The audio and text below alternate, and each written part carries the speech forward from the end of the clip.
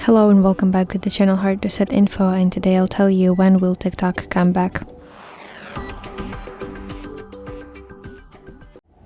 So TikTok is currently available in the United States App Store because it was restored in mid-February after being briefly removed in January.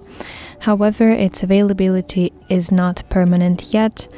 The key date to watch is June 19, 2025, which is when current executive order pause on enforcement expires.